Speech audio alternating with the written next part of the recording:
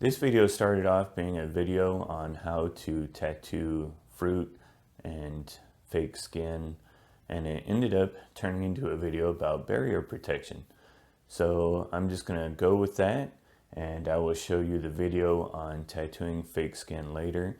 But for now, I'm gonna stick to the barrier protection because it is also a very important thing to learn. And before you start tattooing on people, you want to be able to learn how to tattoo safely and how to do it correctly so you don't cross-contaminate objects and give people infections and things like that. So safety is always the number one thing you want to think about, and that's what you want to learn before you even pick up a tattoo machine. And barrier protection is part of that safety. It's one of those precautions that we take to make sure that we do not give anybody a disease or an infection.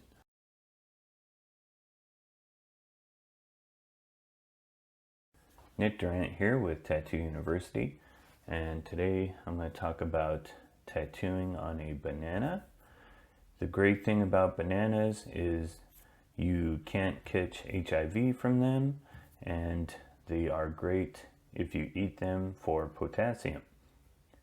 And you can also use them for practice skins. Now, practice skins are never the same as real skin. No matter how fancy you get, it's still fake skin. I even talked to a doctor who tattooed on cadavers, dead people, and even though that's real skin, it still is not the same because it will not heal. So the idea when you're tattooing is to not tear up someone's skin and to make sure that you don't do a lot of damage so the tattoo heals really nice and looks fresh when it's done. And you will never be able to tell that on a practice skin. So the idea here is just to practice your technique and practice your setup, practice sanitation, and just get yourself familiar with the process so that when you do start tattooing on skin, you'll be a little more comfortable, you'll be a little more ready for that.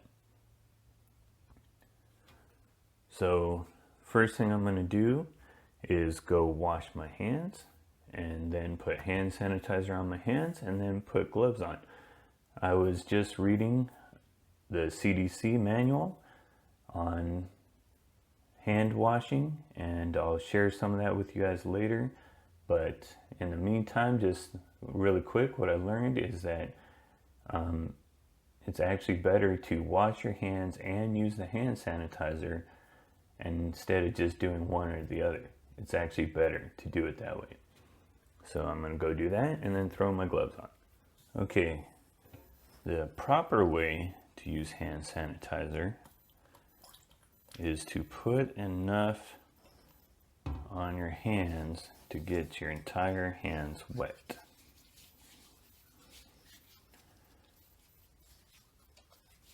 They need to stay wet for a short period of time to allow that alcohol to work.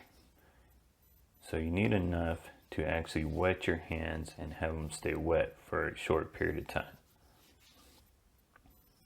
I'll throw up some links for you guys on proper hand washing techniques and some of the recommendations the CDC has for sanitation. So we're going to let that dry, and I'm going to throw on some gloves. Usually I wouldn't do this over my work area, but I am showing you guys on camera. So while I'm doing this, let me prove a point here. This is a dental dam right here. This is barrier protection.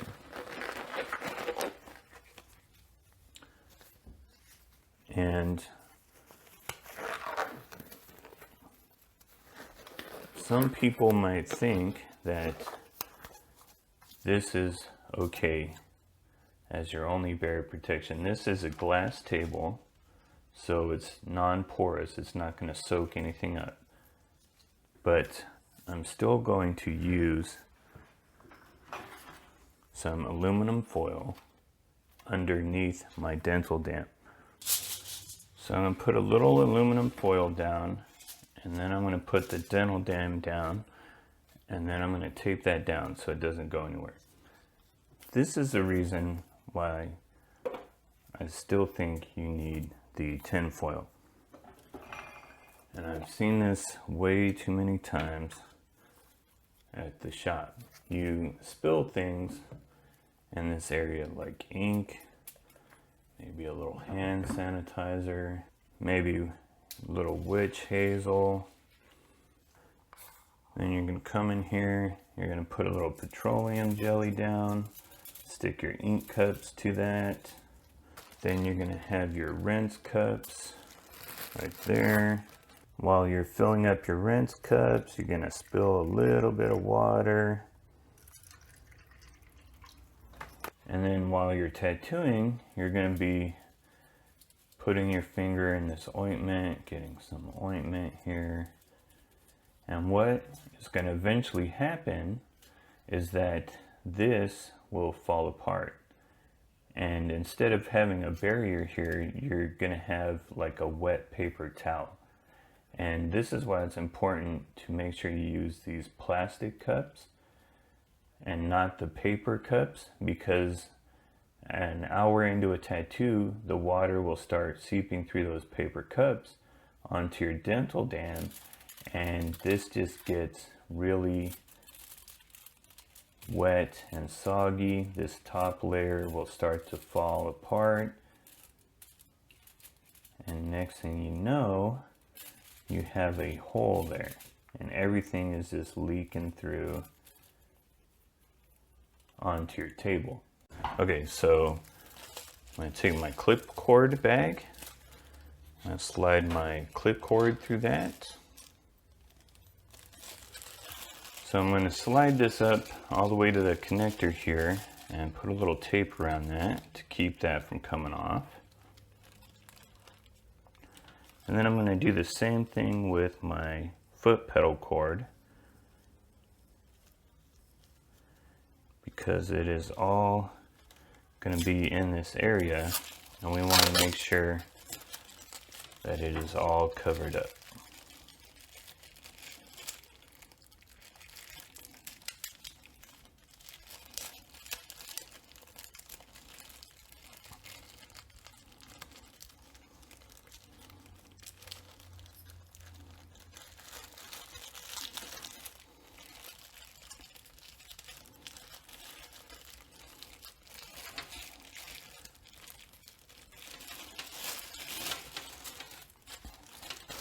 Do the same with my foot pedal. Except for this end, it's just going to stay up here on the table.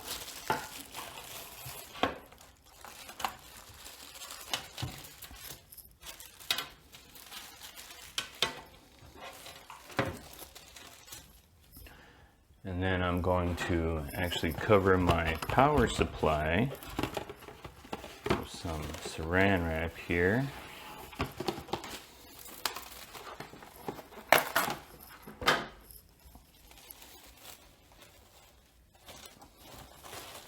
Everything gets a piece of barrier protection put over it.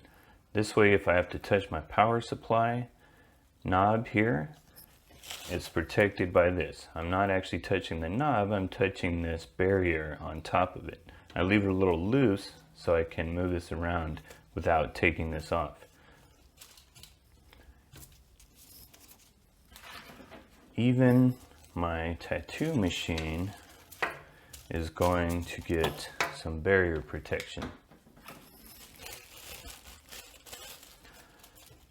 I'm going to rip this end right here, put this in the baggie, slip my RCA clip cord through the baggie and plug it in.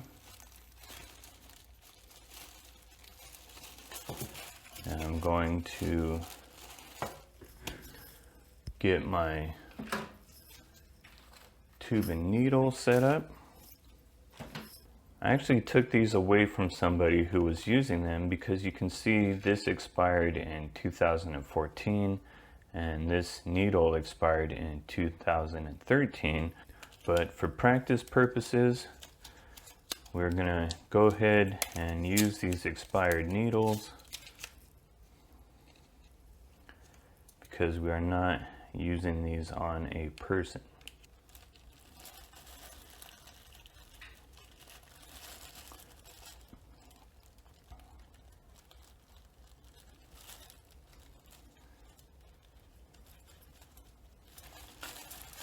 So we're going to pull the baggie back while we get everything set up.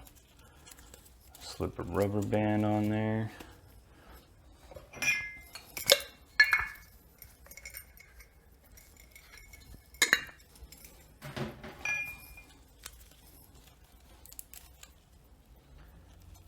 Make sure we got the right tension. Pull the baggie over. Put a little tape here to hold the baggie closed.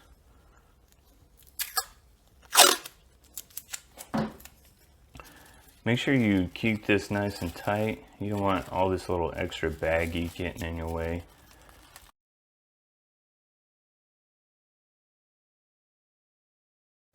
So the one thing we always remember to do, because they make a big deal about it, is to put on our gloves. So we do that, that protects our hands, but we also need to protect other objects that can get splattered on them or objects that we touch. So we need to protect those. Anything that's in this area, in your zone where you're tattooing, needs to be protected. So this is my armrest. I made this. This is a Harley Davidson seat and some angle iron that I had when I was working construction, and I put it together during my lunch break. So you use this while you're tattooing. You place your client in an area where they're comfortable and you're comfortable to work, and this way this would support your client's arm so they're not holding their arm up or they're not slouching. It's going to be right there where you can work comfortably. But you can see that this is not protected. There's no barrier protection on this. Now, a lot of people make comments because they see my videos and they see a paper towel like so in the videos, and so I get these comments that a paper towel is not barrier protection, and I know that. But let me show you why you see that.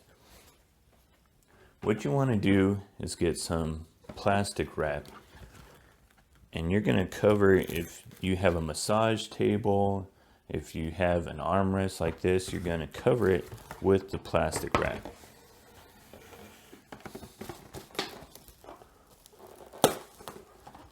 And you're going to make sure the whole area is covered.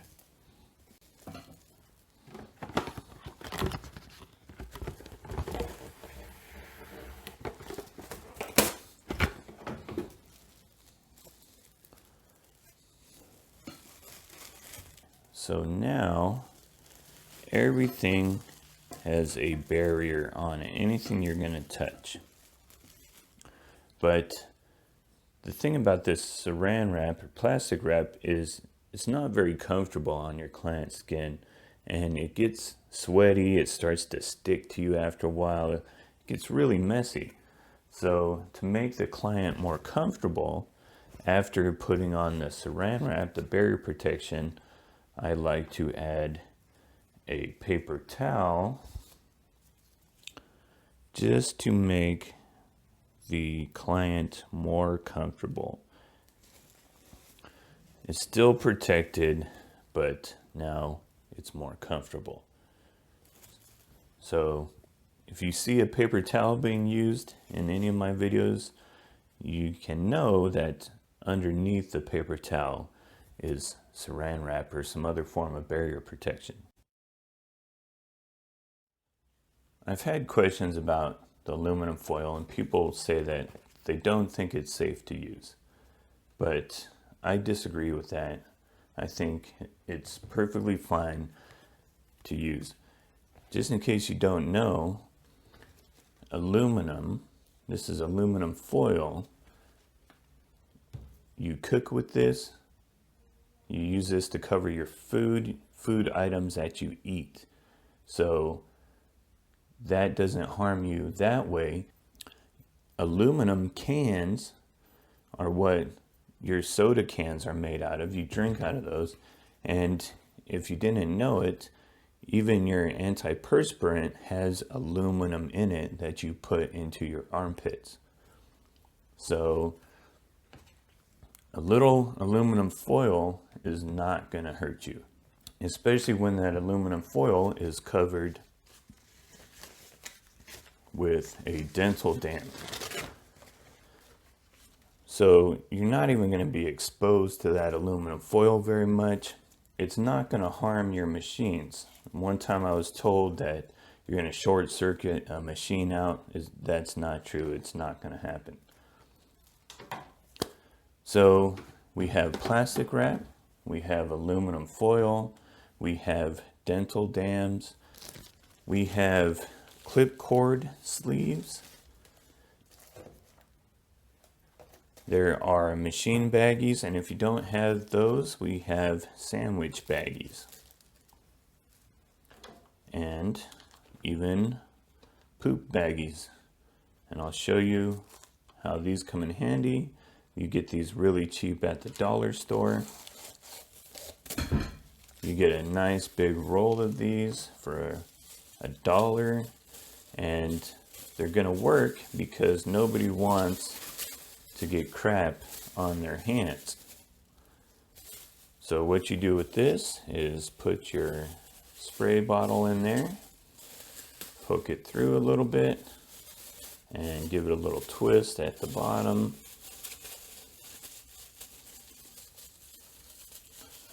Set that down, and there you go.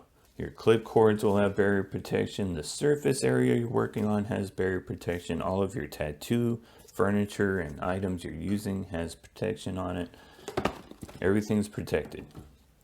Now, here's the thing that I've heard about bagging your tattoo machine, is that it will overheat your tattoo machine. And that is not true. I think that tattoo artists say that just out of laziness. That's my opinion. Why would you use barrier protection on everything you have and then not use anything on your tattoo machine? I've seen a tattoo artist use the same machine day in, day out, and that machine has never been cleaned, and it was never bagged. When you touched it, it felt greasy and linty. It was disgusting, but yet he never put barrier protection on it. And he tattooed every single day, 3 or 4 people. And to me, that is very disgusting, very unclean and unsanitary. If your machine is overheating, it is because you have not tuned your machine correctly. Your machine is working too hard to do its job. It's not tuned.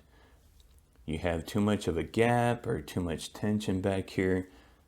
What happens is it's working so hard that these cores and the wires get hot. But if you have a machine that is tuned correctly, you're not using that much voltage. The heat dissipates. These are metal. Metal gets hot, and it, with the air around it, will cool off. These are thick. The metal is a little thicker. It will hold on to the heat a little bit, but the heat will dissipate. And if it's working correctly, they will not heat up. So how is a plastic bag that is this thin going to hold on to heat? Even if it did warm up, it would dissipate very quickly and that heat would go away. So I have to disagree with the people who say you don't need to bag your machines. There's been studies on your machines and how dirty they are. And even whenever you mess with your machines, you're supposed to wear your gloves, because there's a possibility that these are dirty and you can get contaminated from them. So whenever you're messing with your machines, wear gloves. And whenever you're tattooing somebody, make sure you bag your machine.